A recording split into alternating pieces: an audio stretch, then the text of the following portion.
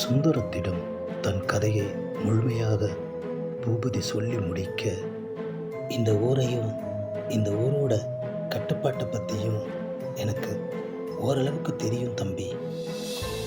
அதையும் மீறி நீங்கள் லவ் பண்ணுறீங்கன்னா உங்கள் தைரியத்தை பாராட்டியே ஆகணும் தம்பி.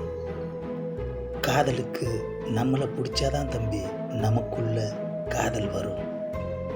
என்ன கேட்டால் தைரியம்தான் காதல்னு சொல்லுவேன் தம்பி.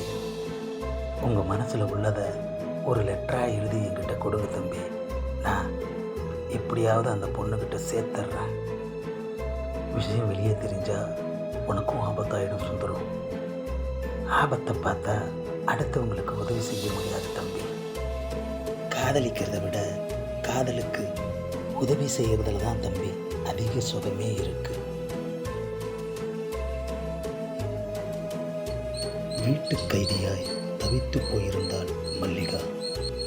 பூபதியை எப்படி சந்திப்பதென்று பல வழிகளில் யோசித்தும் ஒரு பிடியும் கிடைக்கவில்லை. என்னாலும் மல்லிகாவிற்கு உதவ முடியவில்லை.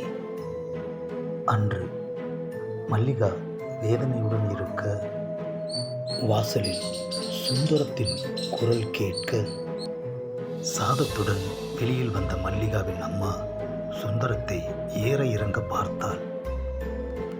யார் நீ? உன்னை நான் ஊருக்குள்ளே பார்த்ததே கிடையாது. அதிகார துணியில் மல்லிகாவின் அம்மா கேட்க, சுந்தரம் அதிர்ந்து போனான். ஆளே ஒரு மாதிரியா இருக்க. பசி கொடுமை தாங்காம பக்கத்து ஊர்ல இருந்து வந்திருக்கம்மா.